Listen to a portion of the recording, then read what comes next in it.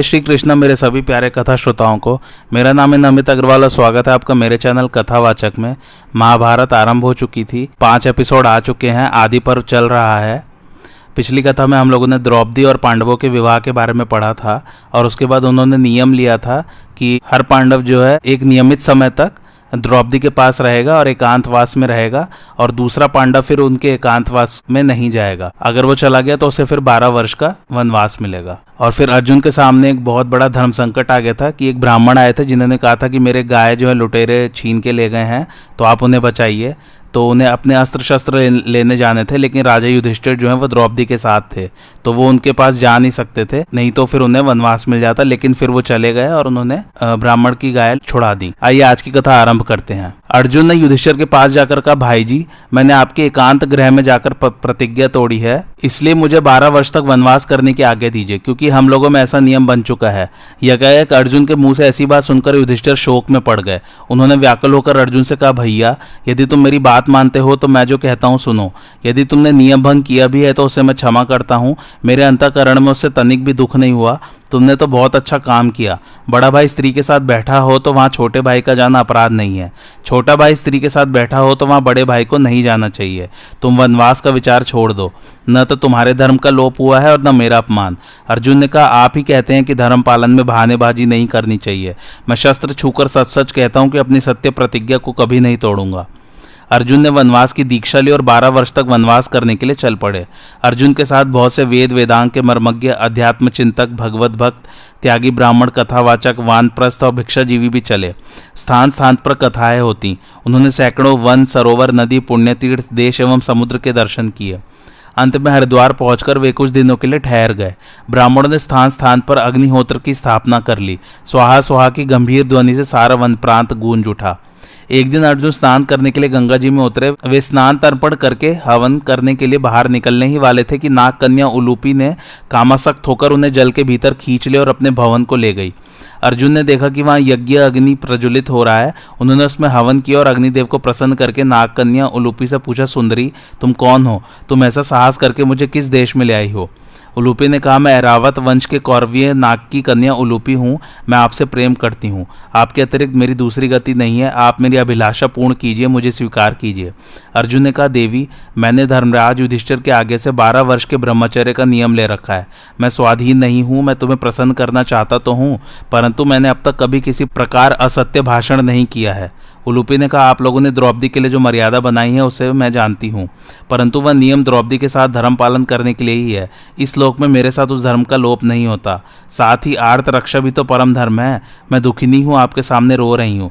यदि आप मेरी इच्छा पूर्ण नहीं करेंगे तो मैं मर जाऊंगी। मेरी प्राण रक्षा करने से आपका धर्मलोप नहीं होगा, आर्त रक्षा का पुण्य ही होगा। आप मुझे प्राणदान देकर धर्म उपार्जन कीजिए। अर्जुन ने उलूपी की प्राण रक्षा को धर्म समझकर उसकी इच्छा पूर्ण की और रात भर वहीं रहे। दूसरे दिन वे वहां से निकलकर हरिद्वार में आ गए। चलते समय नागकन्या उलूपी ने अर्जुन को वर दिया कि किसी भी जलचर प्राणी से आपको भय नहीं होगा, सब जलचर आपके अधीन रहेंगे। अर्जुन ने वहां की सब घटना ब्राह्मणों से कही। तदंतर वे हिमालय की तराई में चले गए। अगस्त्य वट, वशिष्ठ पर्वत, भृगुतुंग आदि पुण्य तीर्थों में स्नान करते, ऋषियों के दर्शन करते विचरण करने लगे। जो कुछ ब्राह्मण अर्जुन के साथ रह गए थे वे भी उनकी अनुमति लेकर लौट पड़े। अर्जुन महेंद्र पर्वत होकर समुद्र के किनारे चलते मणिपुर पहुंचे। वहां के राजा चित्रवाहन बड़े धर्मात्मा थे। उनकी सर्वांग सुंदरी कन्या का नाम चित्रांगता था। एक दिन अर्जुन की दृष्टि उस पर पड़ गई। उन्होंने समझ लिया कि यह यहाँ की राजकुमारी है और राजा चित्रवाहन के पास जाकर कहा, राजन, मैं कुलीन क्षत्रिय हूँ, आप मुझसे अपनी कन्या का विवाह कर दीजिए। चित्रवाहन के पूछने पर अर्जुन ने बतलाया कि मैं पांडुपुत्र अर्जुन हूँ। चित्रवाहन ने कहा कि वीरवर, मेरे पूर्वजों में प्रभंजन नाम के एक राजा हो गए हैं। उन्होंने संतान न होने पर उग्र तपस्या करके देवाधिदेव महादेव को प्रसन्न किया। उन्होंने वर दिया कि तुम्हारे वंश में सबके एक एक संतान होती जाएगी। वीर, तब से हमारे वंश में वैसा ही होता है। मेरे यह एक ही कन्या है, इसे मैं पुत्र ही समझता हूँ। इसका मैं पुत्रिका धर्म के अनुसार विवाह करूंगा, जिससे इसका पुत्र मेरा दत्तक पुत्र हो जाए और मेरा वंश प्रवर्तक बने। अर्जुन ने राजा की शर्त मान ली। विधि पूर्वक विवाह हुआ। पुत्र होने पर अर्जुन राजा से अनुमति लेकर फिर तीर्थ यात्रा के लिए चल पड़े। वीरवर अर्जुन वहां से चलकर समुद्र के किनारे किनारे अगस्त्य तीर्थ, सौभद्र तीर्थ, पौलोम तीर्थ, कारंधम तीर्थ और भारद्वाज तीर्थ में गए। उन तीर्थों के पास के ऋषि मुनि उनमें स्नान नहीं करते थे। अर्जुन के पूछने पर मालूम हुआ कि उनमें बड़े बड़े ग्राह रहते हैं जो ऋषियों को निगल जाते हैं। तपस्वियों को रोकने पर भी अर्जुन सौभद्र तीर्थ में जाकर स्नान किया। जब वहां मगर ने अर्जुन का पैर पकड़ा तब वे उसे उठाकर ऊपर ले आए, परंतु उस समय यह बड़ी विचित्र घटना घटी कि वह मगर तत्क्षण एक सुंदरी अप्सरा के रूप में परिणत हो गया।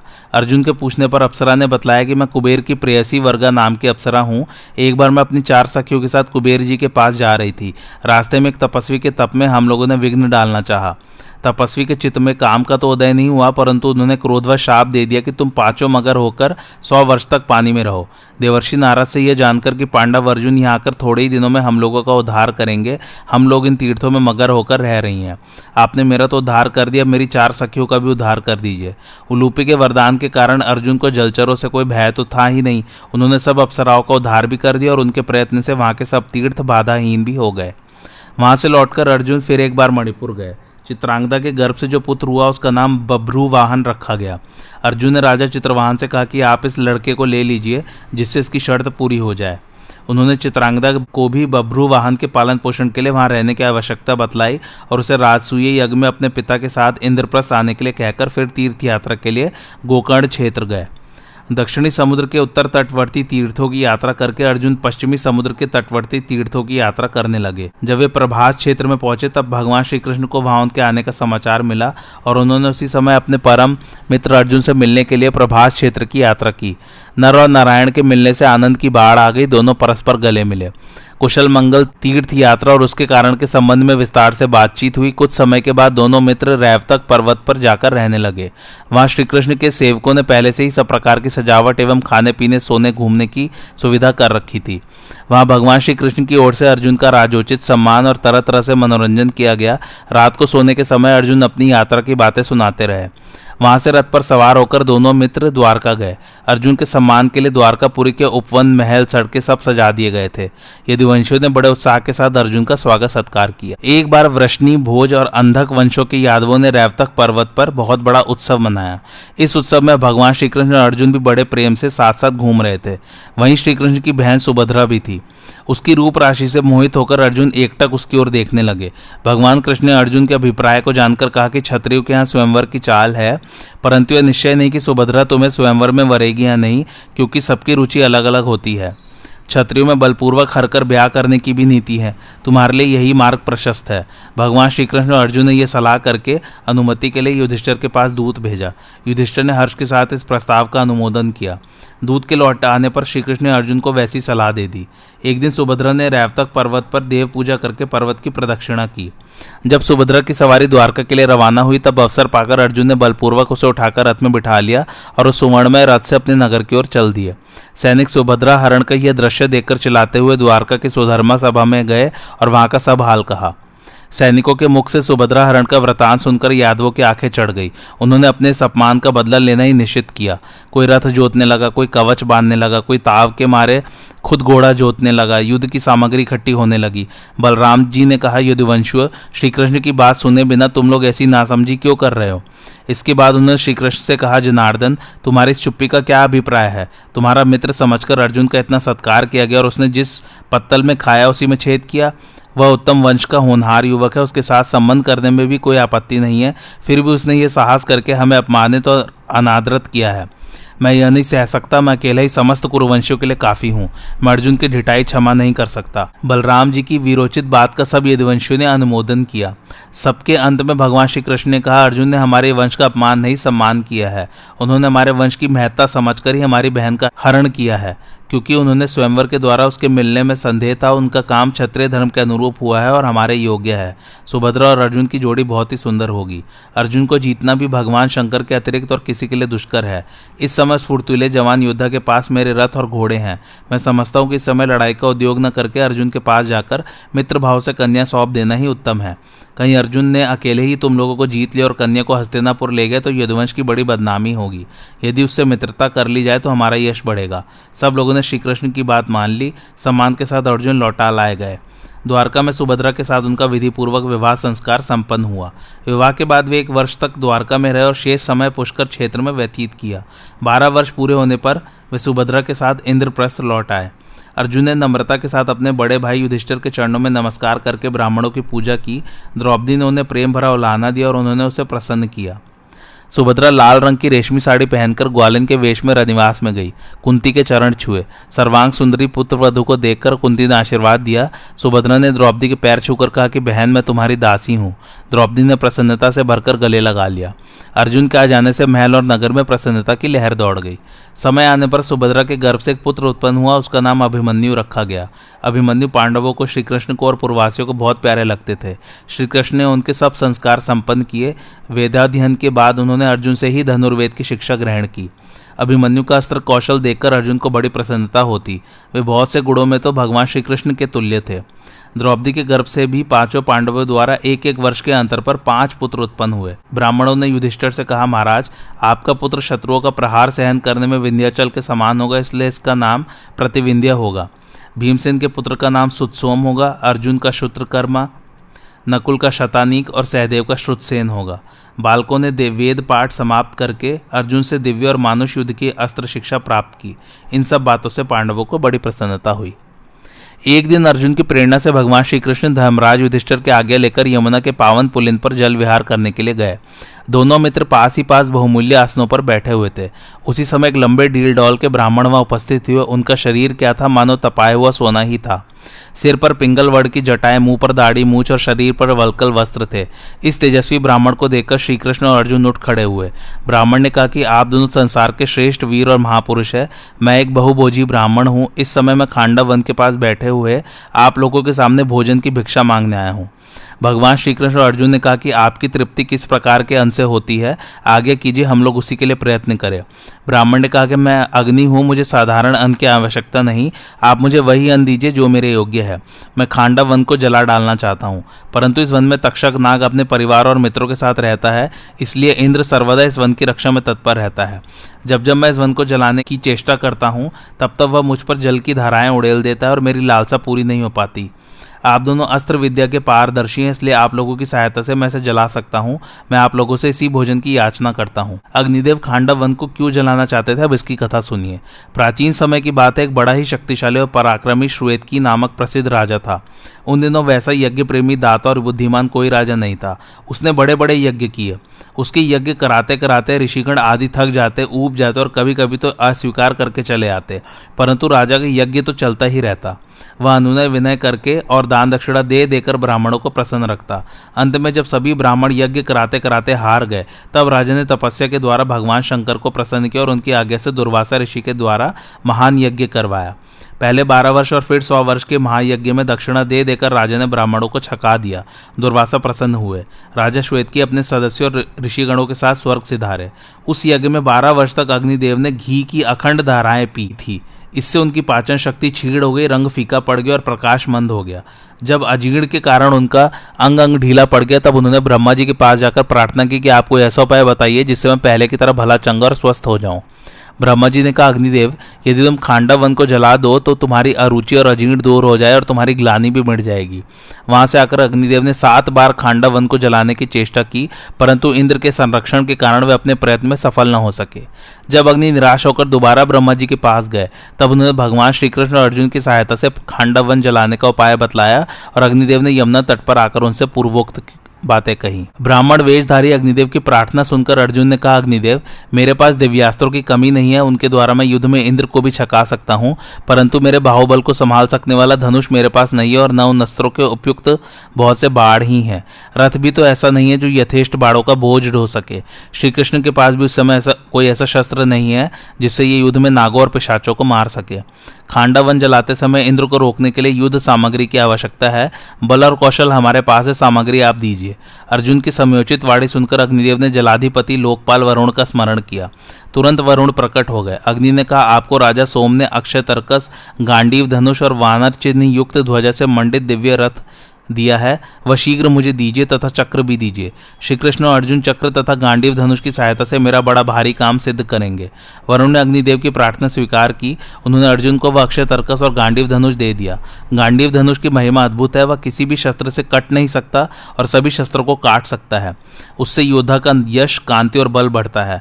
वह अकेले ही लाखों धनुषों के समान छत रहित और तीनों लोकों में पूजित तथा प्रशंसित है। समस्त सामग्रियों से युक्त, सबके लिए अजय, सूर्य के समान देदीप्यमान और रत्न जटित एक दिव्य रथ भी दिया।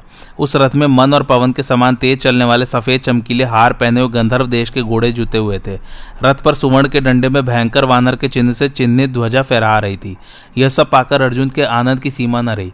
जिस समय अर्जुन ने रथ पर सवार होकर धनुष को झुकाया और उस पर डोरी चढ़ाई, उस समय उसकी गंभीर आवाज सुनकर लोगों के कलेजे कांप उठे। अर्जुन ने समझ लिया कि अब हम अग्नि की पूरी तरह सहायता कर सकेंगे। अग्निदेव ने भगवान श्री कृष्ण को दिव्य चक्र और आग्नेयास्त्र देते हुए कहा कि मधुसूदन, इस चक्र के द्वारा आप जिसे चाहेंगे उसे मार डालेंगे। इस चक्र के प्रभाव के सामने समस्त देवता, दानव, राक्षस, पिशाच, नाग और मनुष्य की शक्ति कुछ भी नहीं है। यह चक्र हर बार चलाने पर शत्रु का नाश करके फिर लौट आया करेगा। वरुण ने भगवान श्री कृष्ण की सेवा में दैत्य नाशिनी एवं वज्र ध्वनि के समान शब्द से शत्रुओं का दिल दहला देने वाली कौमोद की गदा अर्पित की। अब श्री कृष्ण और अर्जुन ने अग्निदेव की सहायता करना स्वीकार कर लिया और उन्हें खांडव वन जलाने की अनुमति दी।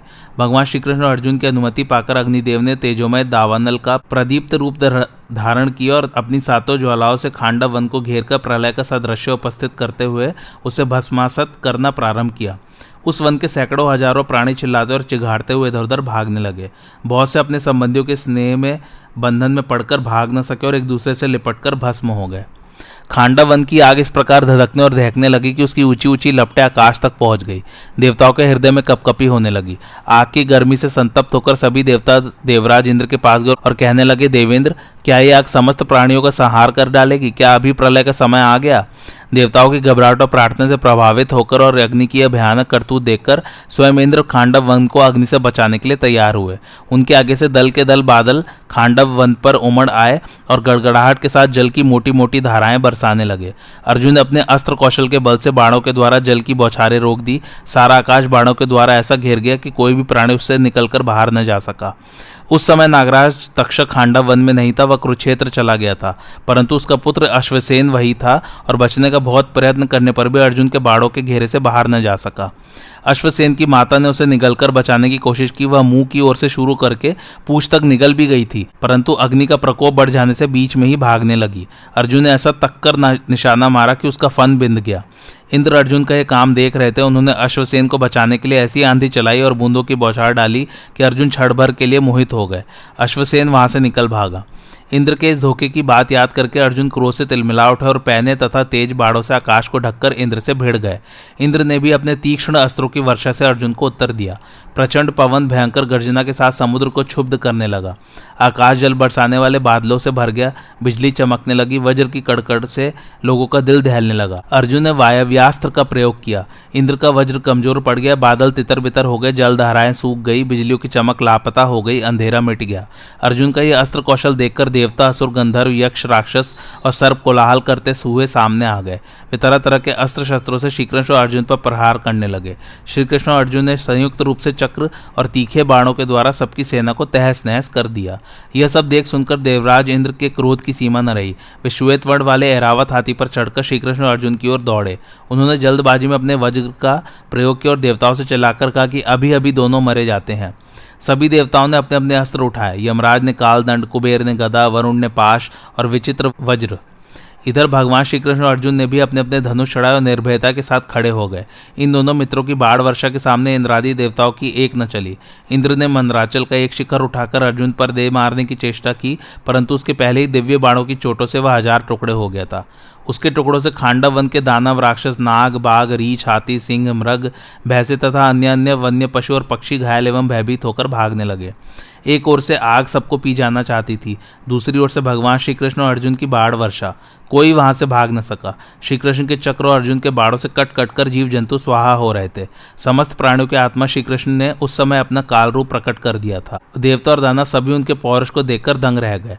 उस समय इंद्र को संबोधन करके वज्र निष्ठुर ध्वनि से आकाशवाणी हुई कि इंद्र, तुम्हारा मित्र तक्षक कुरुक्षेत्र जाने के कारण इस भयंकर अग्निकांड से जला नहीं, बच गया है। तुम अर्जुन और श्री कृष्ण को युद्ध में कभी किसी प्रकार नहीं जीत सकते। तुम्हें समझना चाहिए कि ये तुम्हारे चिर परिचित नर नारायण हैं।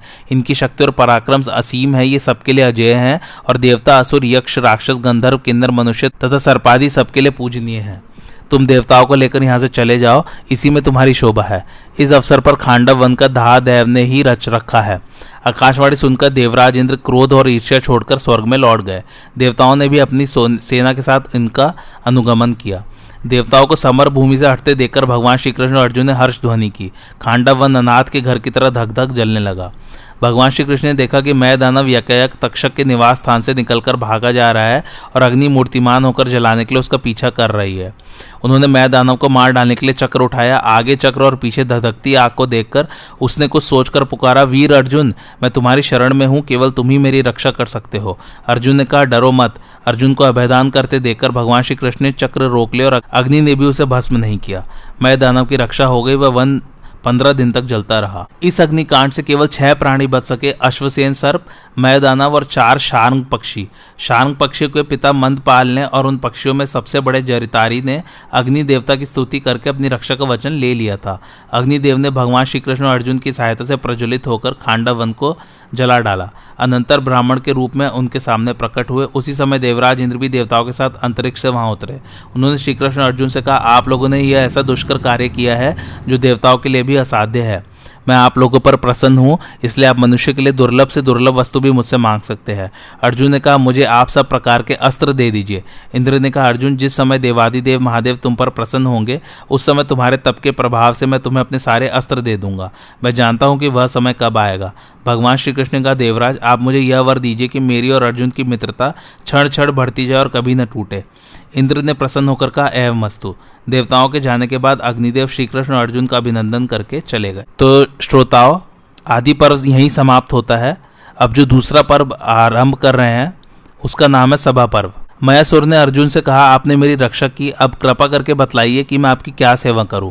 अर्जुन ने कहा, असुर श्रेष्ठ, तुम ऐसा समझते हो कि मैंने प्राण संकट से तुम्हारी रक्षा की है।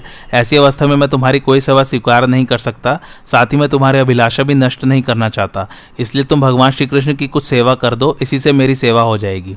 जब मयासुर ने भगवान श्री कृष्ण से प्रार्थना की तब उन्होंने कुछ समय तक इस बात पर विचार किया कि मयासुर से कौन सा काम लेना चाहिए। उन्होंने मन ही मन निश्चय करके मयासुर से कहा, मयासुर, तुम शिल्पियों में श्रेष्ठ हो। यदि तुम धर्मराज युधिष्ठिर का प्रिय कार्य करना चाहते हो तो अपनी रुचि के अनुसार उनके लिए एक सभा बना दो। वह सभा ऐसी हो कि चतुर शिल्पी भी देखकर उसकी नकल न कर सके। उसमें देवता, मनुष्य एवं असुरों का संपूर्ण कला कौशल प्रकट होना चाहिए। भगवान श्री कृष्ण की आज्ञा सुनकर मयासुर को बड़ी प्रसन्नता हुई। उसने वैसा ही सभा बनाने का निश्चय किया। इसके बाद भगवान श्री कृष्ण और अर्जुन ने यह बात धर्मराज युधिष्ठिर से कही और मयासुर को उनके पास ले गए।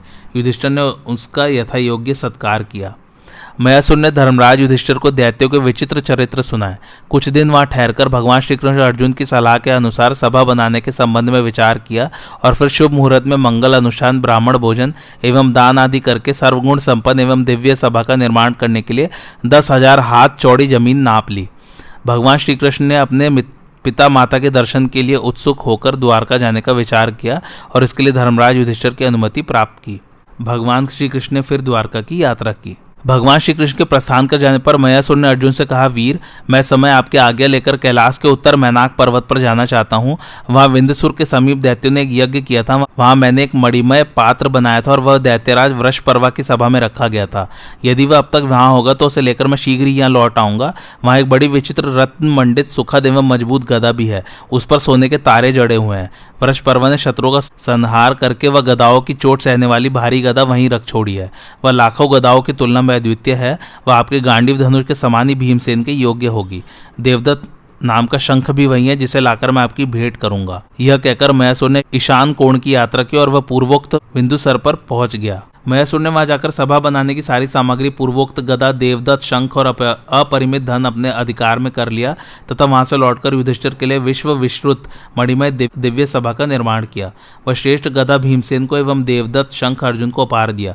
उस शंख की गंभीर ध्वनि से तीनों लोग कांप उठते थे। वह सभा 10,000 हाथ लंबी चौड़ी थी। उसमें सुनहले वृक्ष लहला रहे थे। वह ऐसी जान पड़ती मानो सूर्य, अग्नि अथवा चंद्रमा की सभा हो। उसके अलौकिक चमक दमक के सामने सूर्य की प्रभा भी फीकी पड़ जाती थी।